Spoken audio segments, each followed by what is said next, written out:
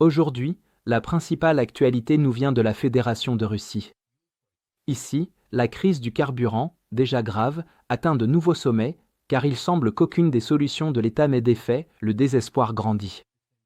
Parallèlement, les alliés de l'Ukraine en Europe font tout leur possible pour renforcer les sanctions ukrainiennes contre l'industrie pétrolière russe, cherchant peut-être une nouvelle façon d'imposer des sanctions à l'échelle de l'Union européenne tout en contournant d'éventuels vetos pro-russes.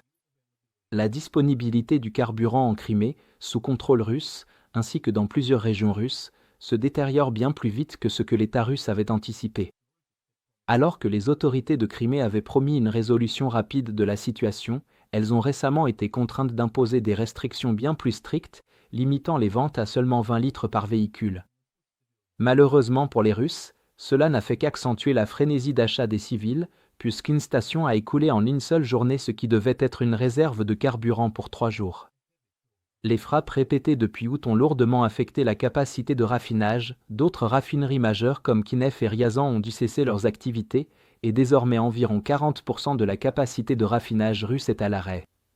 Selon les estimations, la pénurie russe a atteint 1 million de tonnes rien qu'en septembre. Pourtant, les frappes et sabotages ukrainiens ne montrent aucun signe de ralentissement, un camion se serait même engagé volontairement sur un passage à niveau et serait entré en collision avec un train-citerne russe transportant du carburant depuis la Biélorussie, provoquant l'incendie de 12 wagons. L'Europe a réagi en affinant son arsenal économique, puisque la Commission européenne a approuvé le 19e paquet de sanctions visant à réduire les revenus énergétiques russes et à empêcher davantage le contournement des sanctions. Parmi les mesures phares figure une interdiction accélérée du gaz naturel liquéfié russe pour l'Union d'ici 2027, un plafonnement du prix du pétrole abaissé à 48 $ le baril, l'élargissement des listes noires de pétroliers de la flotte fantôme, ainsi que des restrictions renforcées sur les flux financiers et technologiques qui soutiennent les secteurs du pétrole raffiné et de la pétrochimie.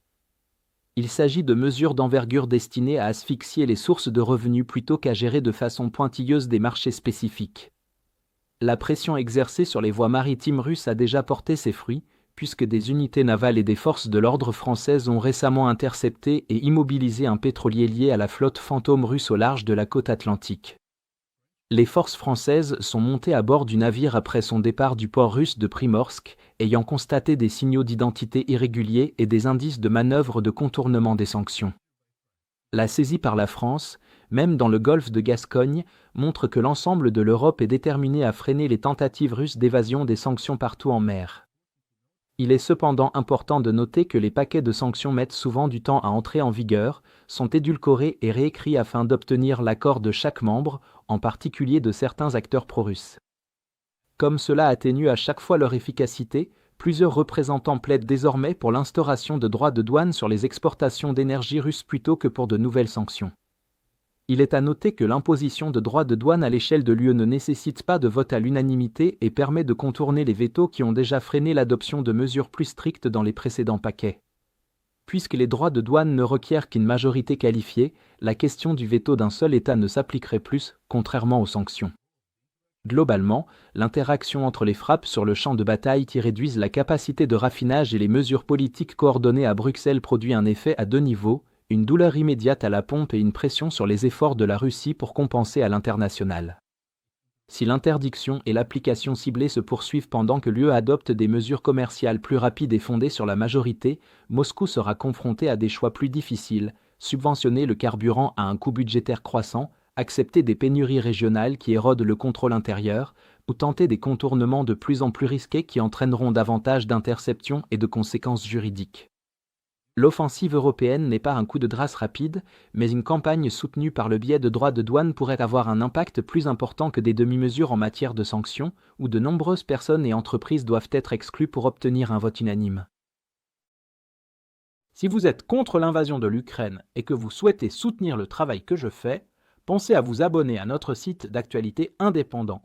Vous y trouverez nos analyses stratégiques exclusives, des aperçus complets de tous les fronts et des vidéos d'analyse tactique régulières. En vous abonnant, vous montrerez non seulement votre soutien à cette chaîne, mais vous aiderez également à défendre le journalisme indépendant. Le lien vers notre site est dans la description. Merci d'avoir regardé ce reportage et je remercie tous ceux qui ont décidé de nous rejoindre.